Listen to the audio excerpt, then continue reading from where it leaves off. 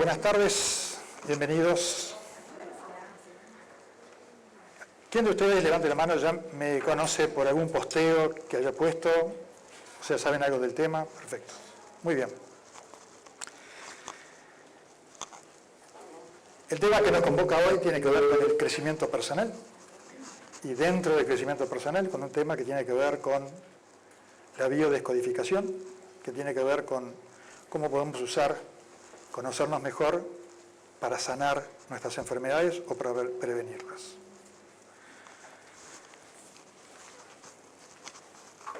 Jung decía que cada vez que dos personas conversan, que se conocen entre sí, hay una especie de reacción química. El objetivo de mi charla es generar hoy algún tipo de reacción química en la mente de ustedes. Si tenemos tiempo, después haremos un diálogo, recibiré vuestras preguntas, para que se vayan de aquí por lo menos con una idea que les sea de utilidad para mejorar, sean los problemas en la vida que tienen, área de matrimonio, área del trabajo, área del dinero, o el área de la salud, específicamente, que vamos a tocar al final. Durante muchos años estuve estudiando el tema que me apasionaba de la psicología, estudiando varias ramas de la psicología, tratando de unificar las distintas formas de hacer psicología, Gestalt, psicoanálisis, psicología analítica, en un solo modelo que las reuniera todas estas versiones. Y desarrollé un modelo de la psicología que llamamos psicología teleológica, vamos a ver el nombre teleológico de dónde viene, que tiene que ver con el tema de la intención. El concepto de la intención que vamos a estar charlando es fundamental para entender cómo entiendo yo la psique y el crecimiento personal. Vamos a imaginar que tenemos una pistola que se dispara, ¿verdad? Y vamos a tratar de analizar el proceso. Hay un gatillo que se aprieta, hay un mecanismo que golpea el fulminante, prende fuego la pólvora, sale la bala impulsada. Vamos a tratar de entender de qué se trata esto. Hay una causa, el gatillo. Hay un proceso dentro del revólver mecánico, que podemos entenderlo o no. Resultado final, lo producido, la bala. En este caso la bala puede ser un cáncer, la bala puede ser un problema matrimonial, o un problema de trabajo, o lo que fuera. Estamos tratando de entender lo producido en base a una causa. Y en general la medicina, la psiquiatría y muchas formas de entender la psicología tratan de entender los procesos a partir de esto. En la psicología teleológica le agregamos como verdadera causa una intención que recluta a la causa material para conseguir determinado objetivo por el cual lo producido es nada más que un medio para un fin. Quiere decir que para entender este proceso, desde mi forma de entender, tenemos que buscar qué parte nuestra, que yo lo llamo subpersonaje de mi mente, tiene qué intención para buscar qué objetivo para el cual reclutó a la bacteria o a determinada persona para casarse, para poder vivir determinada historia que justificaba la historia de los padres, vamos a ver ejemplos después. Y ni el marido infiel, ni la bacteria, ni nada que parece ser la causa de lo producido, mi enfermedad, el divorcio, mi problema del trabajo, en realidad explica si no entendemos cuál es la intención previa y el objetivo buscado. Y acá marco el KID, el reclutamiento a partir de la intención de lo que genera después el proceso. Por ejemplo, en un caso como el revólver, para entender por qué salió esa bala, en realidad hay que entender que de repente yo tenía la intención de defenderme de alguien que me quiere atacar. Y por lo tanto lo que quería es dispararle. Pero para poder entender la intención de cada uno de los subpersonajes que viven en nuestra mente, tenemos que entender cuáles son las creencias que lo sostienen. Toda intención está sostenida en determinadas creencias. En este caso, por ejemplo, la creencia de mi egoísmo normal, de que prefiero, si alguien tiene que ser herido o morir, que sea el atacante y no yo. Si no tuviera esas creencias, no tendría la intención, no hubiera disparado el revólver. Y por otra parte, el objetivo conseguido no es que saliera la bala. El objetivo es defenderme, así que para entender el proceso tengo que pensar en cuáles son las creencias que generaron mi intención, y para analizar el proceso tengo que saber si el objetivo del subpersonaje mío, que decidió eso, se cumplió o no. De otra manera, un subproducto de la psicología teleológica, o marco teórico que he desarrollado, lo llamo la bio-neurointención. Neuro porque tiene en los 7 libros que pueden encontrar en Internet, hay un libro, 1000 y pico de páginas de pura neurociencia para tratar de llevar todos estos conceptos teóricos a qué es lo que está pasando adentro. ¿Qué es una intención a nivel neuronal? ¿Cómo funciona una creencia? Todos los conceptos que normalmente la psicología del siglo XX los enunciaba, ¿qué es la proyección? Eran entidades intelectuales, pero Freud intentó hace 100 años, en un libro llamado Psicología para Neurólogos, pasarlo a física, entender qué es lo que estaba pasando. No lo logró, el libro quedó inconcluso porque la neurociencia no estaba hace 100 años tan avanzada como está ahora, donde podemos pasar todas las ideas, y debemos, porque si no estamos hablando de palabras que no entendemos qué quieren decir. De ahí la neuro. ¿Por qué la bio?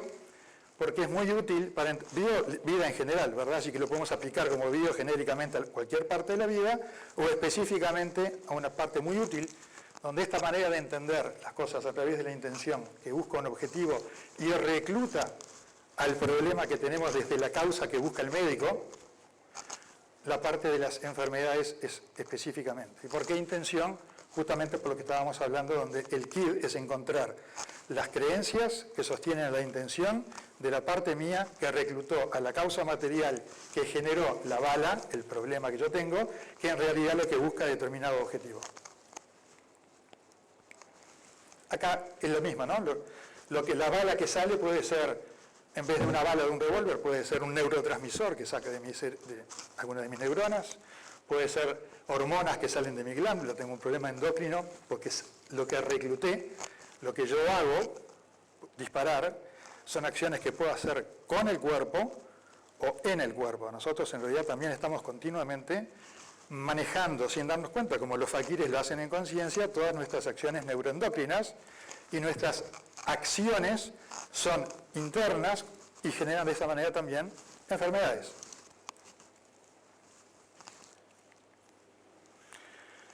Así que lo que hacemos en el cuerpo o lo que hacemos con el cuerpo, la forma de entenderlo para que sea eficiente es entenderlo como acciones que buscan determinado objetivo. La palabra telos en el original quiere decir objetivo, y por ahí la psicología teleológica, hubiera podido llamarlo psicología de la intención.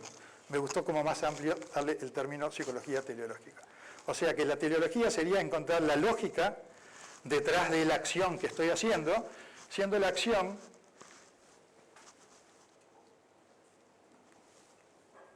esta parte de acá, lo que recluta a la causa material que después va a generar todo el proceso.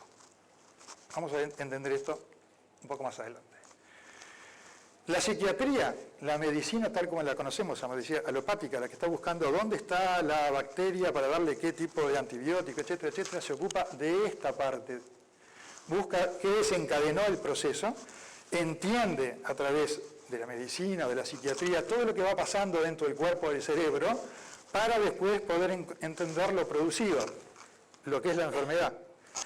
Desde la psicología teleológica de la bio-neurointención vamos a buscar cuál es el personaje mío que en contra de lo que otra parte de mí llama el problema o la enfermedad que quiero solucionar, siente que tiene una ganancia por lo que yo llamo un problema y por lo tanto reclutó.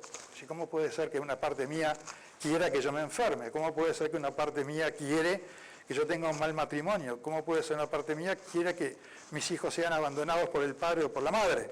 Eso es lo que vamos a tratar de ver, de que hay varios yo dentro de un yo, para llamarlos subpersonajes, y el verdadero yo no es ninguno de estos subpersonajes, sino es el director de orquesta que los puede observar, los puede pasar a la conciencia y decidir, vos quédate quieto, a vos te tengo que explicar las cosas son distintas a lo que crees por tal y tal motivo, y realmente toma el mando de nuestra vida para que ninguno de estos subpersonajes recluten a la causa material de procesos que nos son nocivos. La bio-neurointención dice que todo esto es verdad, no reniega de que necesitamos medicina, psiquiatría y la psicología del siglo XX en esta parte de aquí, pero se centra en buscar las intenciones. ¿Por qué? Porque con cualquier problema, tanto mejor entendemos cuáles son las verdaderas causas del problema, tanto más eficientemente vamos a poder encontrar la solución. Si nos centramos solamente en buscar esta parte de acá, no vamos a realmente encontrar el que reclutó este problema, vamos a solucionar esta bala y mañana su personaje va a estar buscando otra forma de expresarse y conseguir lo que realmente está buscando. En lo que estamos haciendo es nada más que apagando incendios. Vamos a empezar a entender cómo ve la bioneurointención, la forma de entender un ser humano. ¿Qué somos? ¿Qué son ustedes? ¿Qué soy yo? ¿Qué pregunta tonta? Todos sabemos qué somos. Pues no.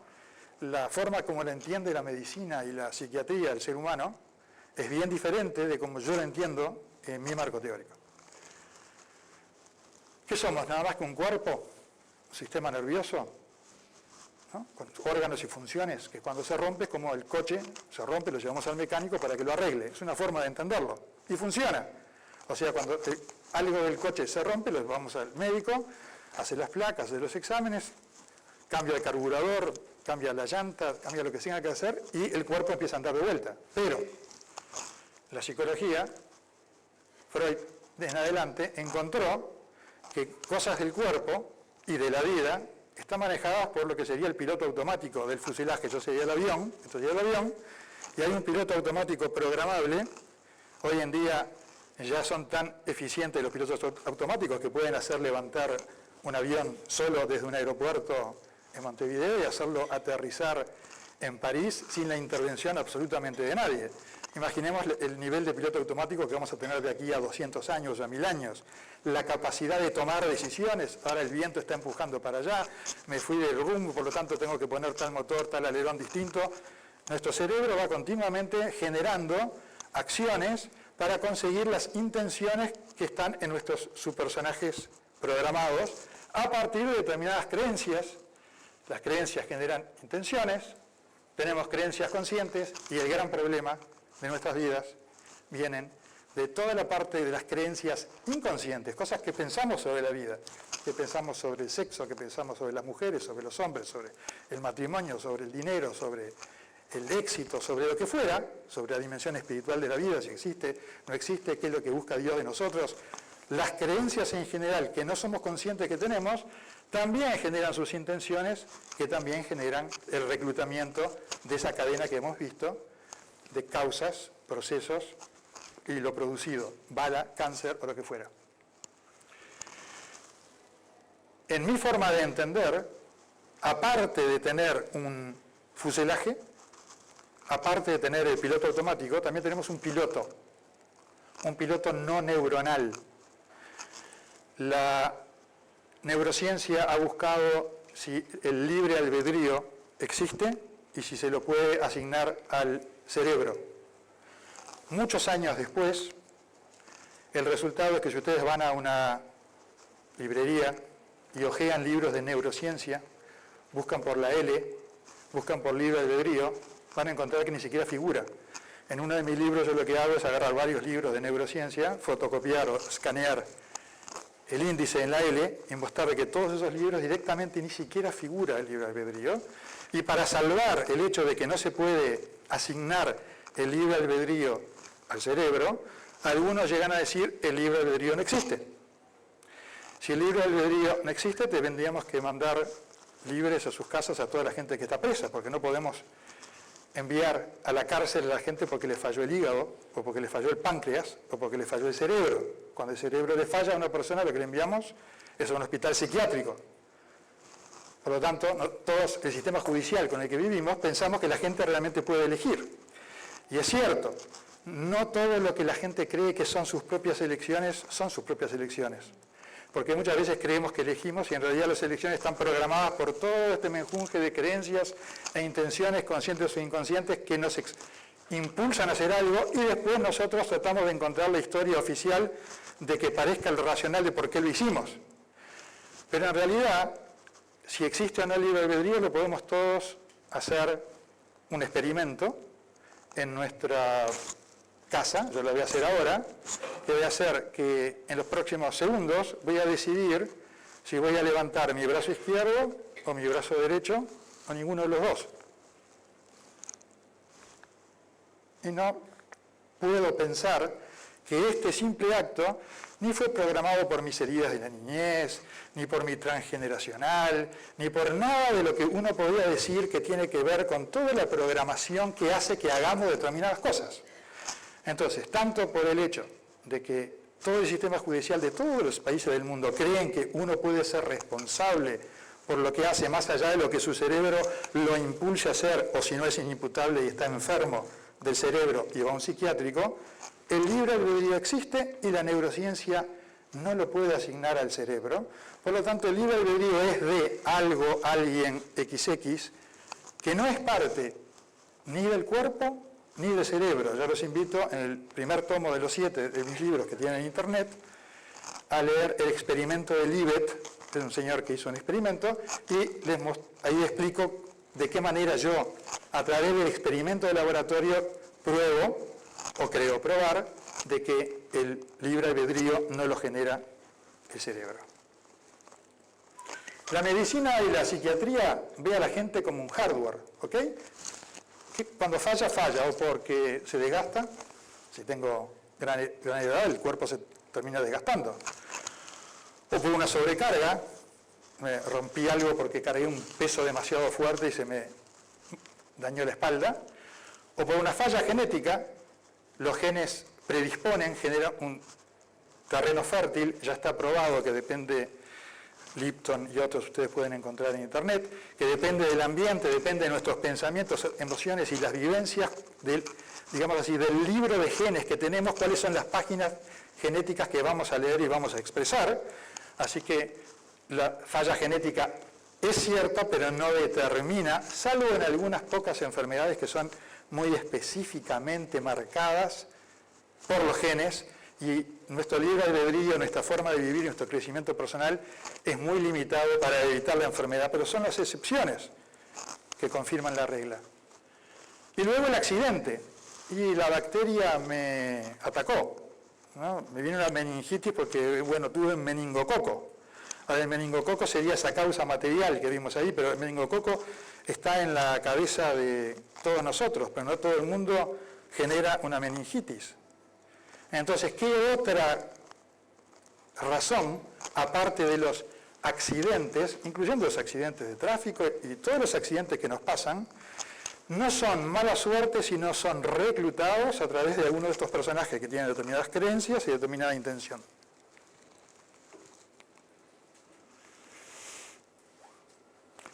Por lo tanto, en la bioneurointención decimos que una parte del desgaste prematuro, inclusive eso, o de las otras causas que generan nuestros problemas, sea en el cuerpo o fuera, se generan a partir de intenciones de nuestros subpersonajes disfuncionales.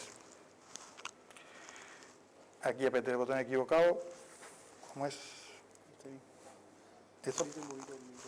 Muy bien.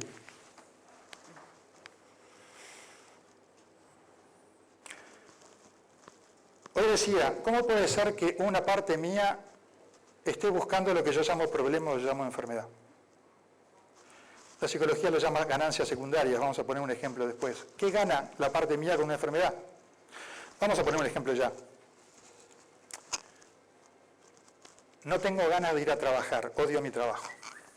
Pero no puedo dejar de ir a trabajar porque estoy casado, tengo hijos, tengo que mantener la familia. Pero odio a mi jefe, odio a mi trabajo, odio a mis compañeros. Pero no puedo ni decirme que no voy a trabajar porque realmente con este trabajo yo gano más de lo que ganaría en otro lado y necesito cada peso de lo que gano. Pero odio mi trabajo. Entonces, ese conflicto interno de pensar algo que quiero hacer, pero no puedo hacer porque si no yo no me sentiría que soy un padre de familia responsable, simplemente, bueno, lo entierro en el inconsciente.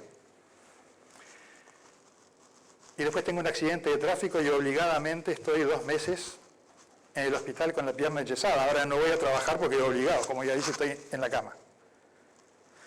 Muchas veces los accidentes, las enfermedades o los problemas obedecen a la ganancia de una parte nuestra que ni sospechamos que está, porque por algo lo reprimimos en el inconsciente, pero que tiene una ganancia con lo que el resto de yo llamo el problema que tengo. Muy bien. Quiere decir que el modelo sería del ser humano. Tengo un fuselaje, tengo un piloto automático, pero también soy un piloto, que es el que tengo que activar para mejorar mi crecimiento personal. Así que vamos a hablar del piloto automático. La mente. En la vida neurointención, la mente está formada por todo el conjunto de todos los subpersonajes que viven acá adentro. Los conscientes y los inconscientes. Y cada una de las creencias genera una intención y cada intención genera una conducta afuera, con lo que hago, con lo que digo, o adentro, cómo manejo mi sistema inmunoneuroendocrino. ¿Qué son esos subpersonajes? Freud dividió la mente en 3 partes conceptualmente, ¿no? Verne la dividió en análisis transaccional en 6. Después vinieron Asayoli y Jung y Minsky que dijeron, sí, hay varias partes dentro de nosotros. No le pusieron un número, como yo tampoco le pongo un número. Y cada cual le dio otro nombre, ¿no? Asayoli, subpersonalidades, complejos o subpersonalidades también Jung, agencias Minsky. Yo lo llamo subpersonajes, mismo perro con otro collar, con la única diferencia que yo elabore alguna teoría con estos subpersonajes. Muchas veces decimos, ¿no? Por una parte me gustaría tal cosa, pero pensándolo bien, por otra parte, hasta el lenguaje muchas veces nosotros sabemos que tenemos varias partes dentro nuestro. ¿Qué distingue a un subpersonaje de otro? Que cada subpersonaje tiene una intención. Si tiene 2 intenciones, ya tenemos que dividirlo, que son 2 subpersonajes diferentes.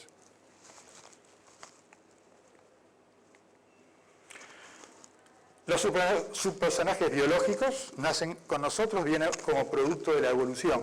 El ego, que busca nuestra protección, hay una muy mala propaganda del ego en mi forma de entender, el ego es nuestro mejor amigo incondicional, siempre nos busca, es un amigo con cierto retraso mental, tiene boletines atrasados con respecto a qué es lo que es realmente bueno con nosotros, porque durante la evolución realmente había que estar luchando contra todos y el que tenía más poder y mataba más gente era el que sobrevivía, pero básicamente nuestro mejor aliado. Hay varios otros subpersonajes biológicos, que en el libro después ustedes lo van a poder ver. Los subpersonajes heridos, y es importante entender la diferencia entre unos y otros porque el tratamiento psicoterapéutico que propongo para cada uno de sus personajes es totalmente diferente. Estos vienen de las heridas de nuestra niñez, es lo que típicamente en terapia clínica uno encuentra qué trauma de la niñez con papá, con mamá generó, qué confusión a la repetición ahora en mi vida de adulto. Los subpersonajes confundidos, estos pueden estar heridos, esto simplemente, mi papá siempre decía que la gente que tenía dinero eran todos unos hijos de puta, habían hecho algo chancho, entonces yo pienso que el dinero es sucio, entonces yo voy a la vida, no tuve ninguna experiencia negativa, herida, pero voy a la vida con un software equivocado sobre el tema de tener dinero y me puedo sabotear cualquier posibilidad de éxito porque tengo simplemente una creencia confundida sobre la vida. Estos son los que psicoterapéuticamente más fáciles se pueden curar una sesión. Uno le demuestra lo ilógico de esa creencia y la persona ya cambió con el software. Los subpersonajes heridos pueden llevar bastante más tiempo, sanar la herida, puede requerir reparentalización, etc. Los subpersonajes infiltrados. Si alguno de ustedes escuchó o vio videos de Corbera, es algo parecido, pero no es a lo que sería lo que él llama el proyecto sentido.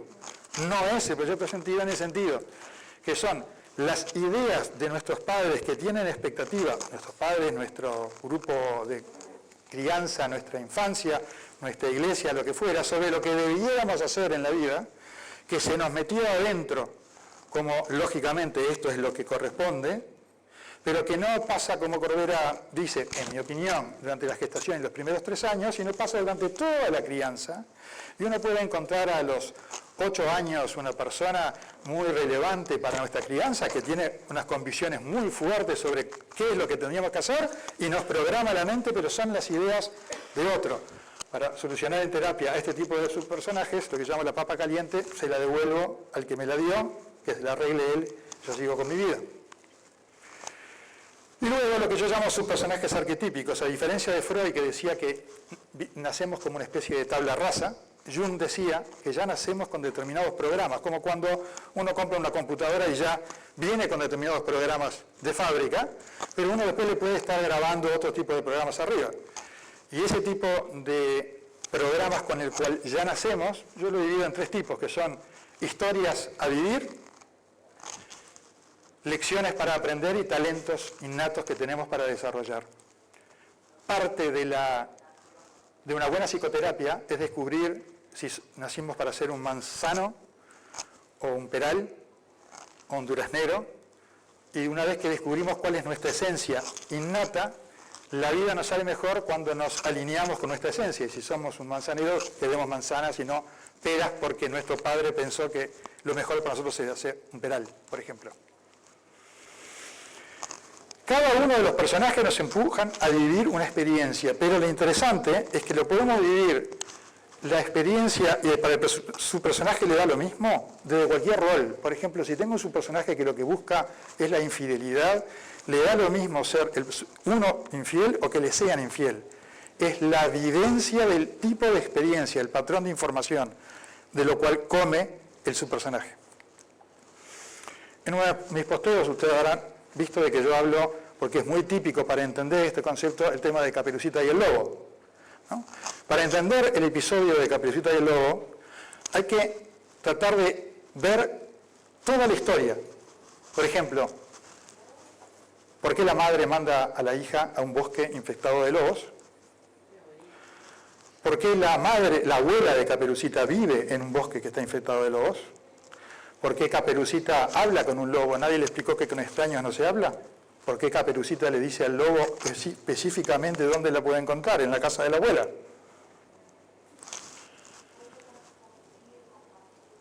Para entender, cuando viene una Caperucita, no, lo que pasa es que a mí en la vida siempre me tocan los lobos. Lo que tenemos que tratar de entender es lo que se suele hablar, es el transgeneracional, el árbol familiar, porque la mayoría de los problemas que tenemos son simplemente una repetición generada por todos estos subpersonajes, generados por los problemas que tiene mamá con los lobos y los problemas que tiene la abuela con los lobos, que generaron el por qué yo entré a ese bosque con lobos, porque me mandan a mí para hacer un mandado a un lugar tan peligroso, porque me puse a hablar con el lobo, porque le dije dónde encontrarme, que yo voy a tener todas las explicaciones lógicas, no, lo que pasa es que tal y tal cosa, pero en realidad tiene que ver quizás con algún problema que mi tatarabuela o la tatarabuela de Caperucita tuvo con alguna violación de un lobo, que genera compulsiones de repetición que se van generando generación tras generación y que uno para poder desarticular tiene que ver que ese no es el problema suyo, es el problema de los padres y devolvérselo. Cada uno, cuando Caperucita va al bosque con lobos, no puede decir que le pasó un accidente. Uno tiene que tratar de entender que ella está reclutando la experiencia de tener un problema con un lobo. Y estos son los mecanismos por los cuales todos nosotros generamos los problemas que tenemos.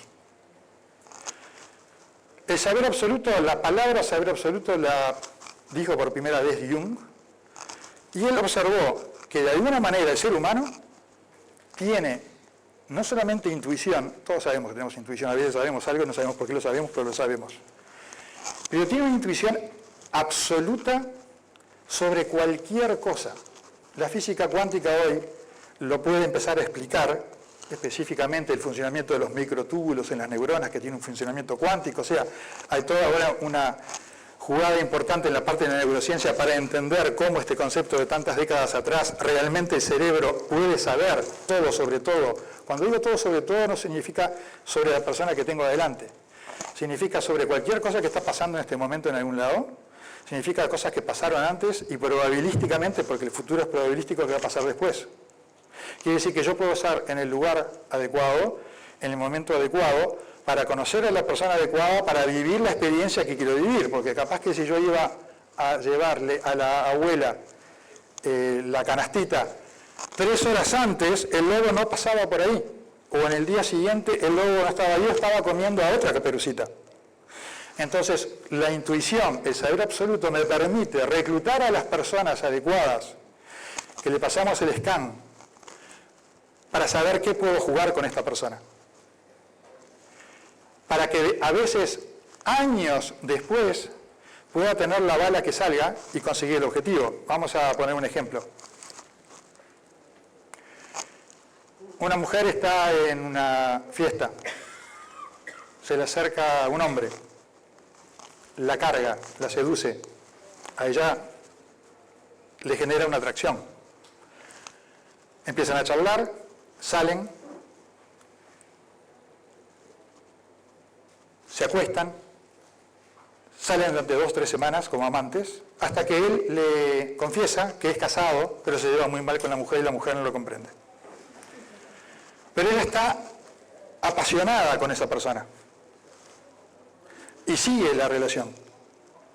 2 años, él nunca se termina por separar, hasta que le pone un ultimátum y el hombre se separa y forma relación con ella. Y poco tiempo después, el hombre le empieza a ser infiel, pero ella no se da cuenta, entre comillas, que este hombre está siendo infiel. Tiene un hijo, después tiene un segundo hijo, hasta que cuando tiene todo el mecanismo armado, inconscientemente hablando, lo descubre en la infidelidad, lo insulta de aquí abajo, como hacemos todos cuando nos son infieles. ¿Cómo fuiste capaz de hacerme esto? Y se divorcia. ¿Cuál era el objetivo, cuando de repente estoy hablando con esta persona, la verdadera intención que generó, qué objetivo para hacer todo este juego que puede haber durado 10 años? Es que cuando era chica, el matrimonio de sus padres era muy malo. Se pasaban discutiendo y gritando, y el padre era sistemáticamente infiel, pero la madre nunca se separaba. Y cuando alguna vez esta niña le preguntó a su madre, ¿por qué no se separa? ¿Por qué aguanta este calvario? Le dice, porque ustedes necesitan una familia y yo no me puedo separar porque tengo hijos chicos. Para lo cual, para demostrarle a la madre cómo se equivocó, puso su scan intuitivo y cuando esa persona se acercó, su saber absoluto hizo bzzz, dijo, vos mismo me servís para el plan. Se olvida, acá vamos a ver la distorsión de lo que percibimos, de que el mejor predictor de la conducta futura es la conducta pasada, así que si este hombre está engañando a su mujer, la probabilidad de que me engañe a mí cuando yo sea el oficial y otro sea la otra es altísima. Somos mandados a hacer para no ver lo que no queremos ver y para aumentar y distorsionar por aumento lo que vemos y lo que queremos es ver tal cosa porque nos sirve para el juego. Luego también se distorsiona la percepción para no ver, el esposo engañado dicen que es el último en enterarse, todas las pistas, que después digo, pero ¿cómo pude que yo no me di cuenta si estaba todo esto? Porque todavía no teníamos 2 hijos. Porque para poder mostrarle a mamá, ¿viste mamá cómo una sí se puede divorciar? Primero yo tengo que copiar la historia para poder cambiarle el final de la película. Y si me caso con un hombre fiel, si cuando le paso el scan digo, no, este hombre con esto no voy a poder, yo no siento esa química, esa atracción. Esas fuertes atracciones que tenemos en pareja, tiene que ver muchas veces simplemente que mi personaje de Caperucita reconoce a tu subpersonaje de lobo y digo, acá se armó el juego perfecto. A veces el juego puede ser para la misma tarde, el día siguiente, Caperucita y el lobo, que termina con el leñador que rescata, que es una parte importante. Algunos que juegan a Caperucita en el rol solamente del leñador. Otros que juegan a Caperucita en el rol de la madre de Caperucita que la mandan al muere haciendo situaciones donde va a terminar violada por el padrastro o por el vecino. Cuando uno quiere jugar un juego, puede jugarlo de cualquiera de los juegos y siempre está jugando determinado mito o cuento de hadas, que son muy ricos los mitos y cuentos de hadas para mostrarnos cuáles son este tipo de juegos que los subpersonajes necesitan vivir. Entonces, este saber absoluto es el que nos permite, en el contacto personal, o si quiero tener un accidente y voy por determinada carretera y mi radar absoluto vuela y dice, por allá va a venir un camión que dentro de un minuto va a hacer una mala maniobra y va a adelantar en la cima de una montaña justo por la mano equivocada, si yo voy por ahí va a chocar de frente, vuelve de vuelta, como si fuera una especie de Superman, todo instantáneamente, el radar absoluto, si es cuántico, es instantáneo, y te dice, mirá, loco, vos estás yendo a tu velocidad usual de 120 km por hora, así vas a llegar 30 segundos antes o 10 segundos antes, y cuando veas el camión haciendo eso vas a pensar, qué animal lo que está haciendo, yo podía estar ahí, y cuando pase al lado le vas a levantar el dedo, le vas a gritar algo, te vas a subir la adrenalina y en 2 horas no te vas a acordar, pero si me dejas a mí, yo yo soy tu radar absoluto, ya calculé que en vez de los 120 km por hora, yo te aprieto un poquitito más, ni te vas a dar cuenta el pie para que vayas a 124.2 km por hora, y ahí vas a llegar a punto caramelo cuando el camión haga su mala maniobra. El saber absoluto lo que nos permite es el dato fundamental que tienen estos subpersonajes para saber qué hacer, con quién relacionarse, dónde estar, para poder vivir las asignaturas pendientes que quiere vivir. Otra parte muy importante para entender mi modelo de cómo yo practico la psicoterapia y entiendo a la gente es el tema de las invitaciones y mensajes telepáticos. Experiencias como una madre que se despierta a las 3 de la mañana, su hijo está en la guerra y siente que en ese momento su hijo se murió en batalla y después le dicen 2 días después que su hijo murió en batalla y era en ese momento, está lleno de historia. Se agarra a un gato, tiene crías, lo llevan a un edificio donde es imposible que escuche a la cría, al otro lado la pinchan, en los laboratorios con los animales son muy crueles, y la madre se pone inquieta. ¿Cómo sabe? El hecho de la telepatía está comprobado en el laboratorio.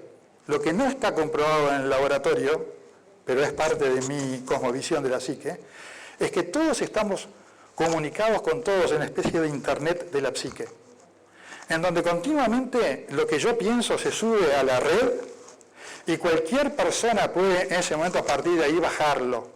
Por eso que en la historia de los descubrimientos siempre, sistemáticamente, hay peleas entre quién descubrió primero, porque genuinamente la persona cree que se le ocurrió a él. Darwin y Wallace, toda la historia de las grandes ideas, siempre hay más de una que dice, no, lo descubrí yo primero. Lo van pensando, alguno no se sabe quién lo subió, y otro simplemente es el que tuvo más marketing y más reconocimiento público como el inventor oficial de la idea. De ahí también viene mi concepto de la responsabilidad moral. Cada vez que yo miento, cada vez que ustedes mienten, cada vez que cualquier persona mienta, la primera mentira cuesta, la 10ª mentira es más fácil, la 100, vez 100 es mucho más fácil. Cuando el policía mata por primera vez, vemos en las películas a veces hasta vomita de la impresión. Después que el soldado mató a su enemigo número 20, ya es rutina. Pero eso no solamente genera un acostumbramiento a nivel individual. Cada vez que yo miento, estoy mientificando la nube, estoy haciendo más fácil para cualquier otra persona mentir.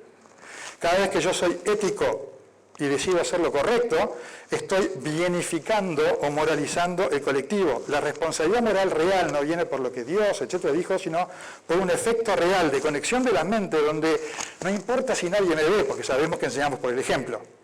No importa si mis hijos no ven lo que estoy haciendo. Cualquier cosa que yo estoy haciendo, aunque nadie me vea, está influyendo en la mente colectiva, que la podemos imaginar como si fuera una internet, en donde yo continuamente estoy enviando 24 horas por día a todos los seres humanos del planeta mails posteados por cada uno de mis subpersonajes sobre qué quieren vivir. Yo soy Caperucita, algún lobo por ahí, por favor, voy a estar en tal lado en tal momento. Por ejemplo, una persona me dice, no sé qué me pasa, los hombres no se me acercan. Me pasó hace 3 días chateando por internet. Charlando un poco, descubrimos, bueno, ¿qué pasó con tu...? No, mi última pareja me engañó después de tantos años de matrimonio, etcétera, etcétera. Pero llegamos a la conclusión de que ya desde antes de casarse, su creencia sobre los hombres se quedó lo peor. Todos te terminan engañando y traicionando porque papá traicionó a mamá, que seguramente abuelo traicionó a la abuela. Entonces yo le expliqué, escúchame, si vos estás continuamente con una especie de cartel adentro tuyo que dice, yo creo que básicamente vos, si sos hombre, sos un hijo de puta. La mayoría de los hombres escuchan ese, nadie se te va a acercar, porque vos el otro ya es culpable antes de demostrar su inocencia. Quiere decir que una vez que uno entiende este concepto de las invitaciones y mensajes telepáticos, también podemos entender muchísimas de las cosas que nos pasan, donde decimos, ¿yo qué hice? Pero estoy transmitiendo a través de mis creencias el mensaje que todo el mundo capta. La distorsión de lo que percibimos ya lo mencioné, ¿no? Somos mandados a hacer para ver lo que queremos ver. Si no queremos ver algo, no hay peor ciego que el que no quiero ver, no hay peor sordo que no quiero oír, y también para distorsionar, ¿no? Si yo realmente lo que busco es, me gustó una compañera de mi trabajo, quiero ser infiel, pero no puedo ser infiel. Entonces ahora lo que necesito es un motivo para ser infiel. Por lo tanto, ahora cuando mi mujer haga algo que del 1 al 100 sea objetivamente, si haríamos una votación todos ustedes, 15 mal, yo lo voy a vivir como 90 mal, porque fíjate las cosas que me está haciendo. Ahora, con lo que me hace esta bruja, ahora yo sí tengo permiso para poder ser infiel. Para lo que sea en la vida, nosotros distorsionamos la percepción para poder vivir, en definitiva, lo que el subpersonaje quiere vivir. Y ahora terminamos con la parte que tiene que ver con la salud, la cual llamo psicofaquirismo. Voy a contar una anécdota. Yo cuando tenía 15 años aprendí a hipnotizar. Y lo hacía porque me hacía popular con las chicas, me iba a tocar guitarra o lo que fuera. En los grupos era el tuzán del grupo. Entonces, una vez me acuerdo que hipnoticé a una chica, tenía 17 años yo en ese momento, y le dije, ahora te voy a agarrar el brazo y te lo voy a meter en una cuba llena de agua que está helada, llena de hielos. Le agarré el brazo y lo moví, obviamente no había nada, pero ella en su hipnosis estaba convencida de que en ese momento estaba en agua helada. Y toda la piel se le puso de gallina. Ahora yo le digo a cualquiera de ustedes, les pago, les muestro acá $100.000, pongan la piel de gallina, no saben cómo hacerlo. No saben cómo hacerlo. La mente sabe. Yo para mover este brazo así, ¿saben cómo hice?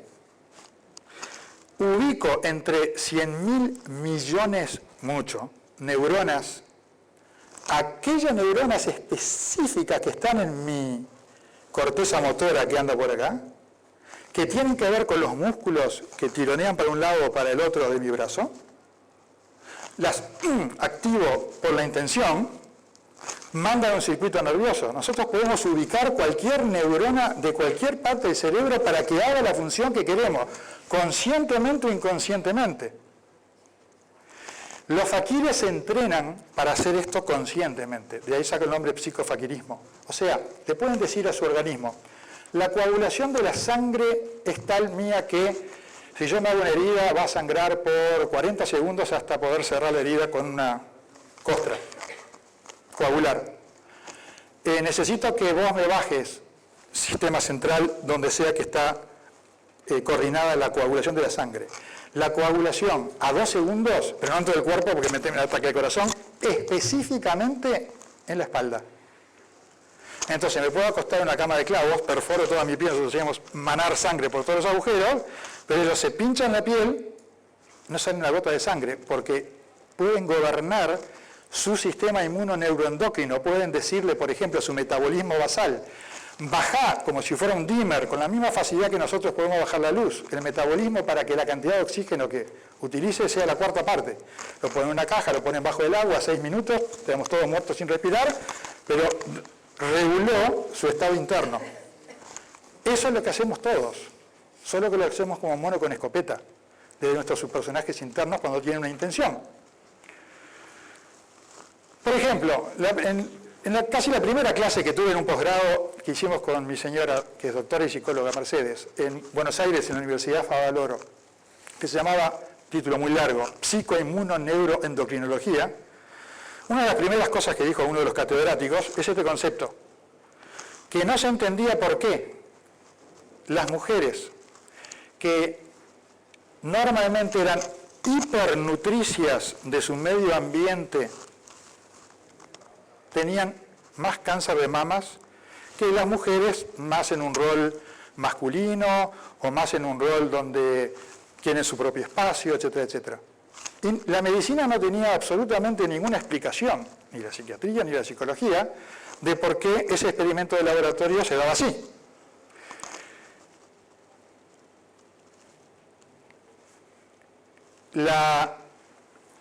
Vamos a volver al anterior. La bioneurointención tiene una explicación a través de los subpersonajes internos y a través del mecanismo del psicofaquirismo, que es la siguiente, y es muy sencilla. Y una vez que uno entiende eso, puede empezar a entender todas las enfermedades, o por lo menos casi todas. Si yo estoy enojado con algo o con alguien, y no me puedo agarrar con ese alguien, normalmente lo que hago es agarrarme con alguien que representa a ese alguien. Por ejemplo, mi papá fue extremadamente duro y autoritario durante mi niñez, pero yo nunca me animé a enfrentar con mi papá.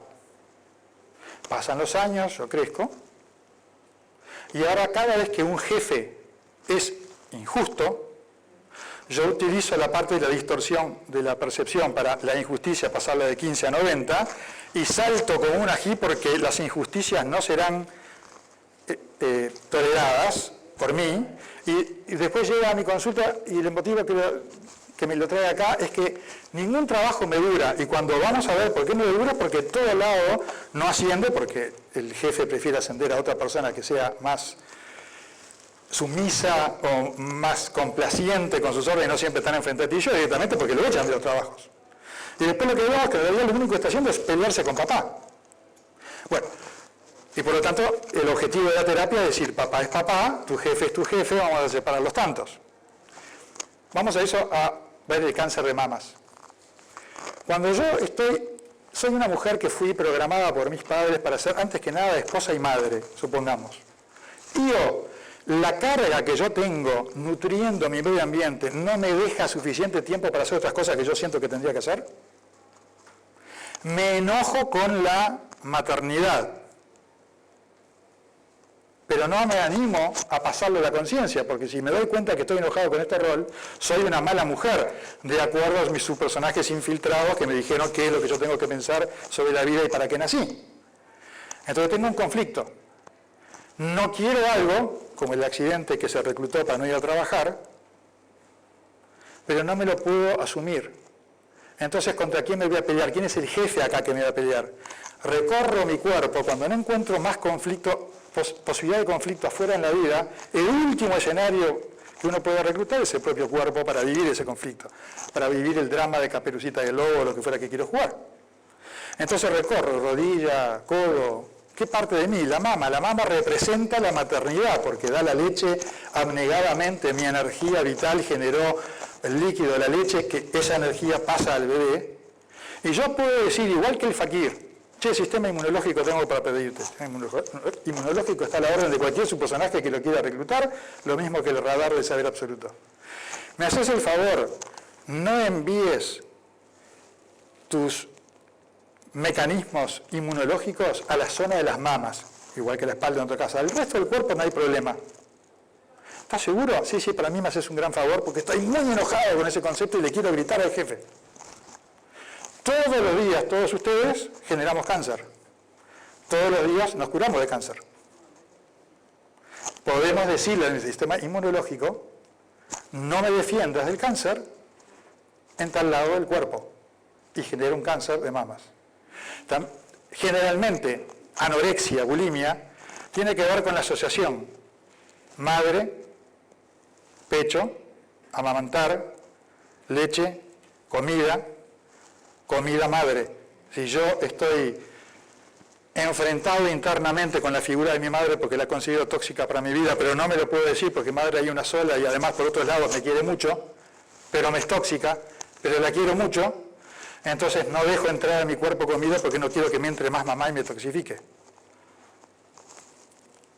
Para terminar, esto es el resumen, ¿verdad? Tenemos sus personajes conscientes e inconscientes, cada cual tiene sus creencias, tiene su intención, eso genera determinadas conductas afuera en la vida, voy al bosque, no voy al bosque, hablo con el lobo, etcétera, etcétera, conductas de afuera que me generan problemas, o conductas adentro del cuerpo que terminan promoviendo la enfermedad.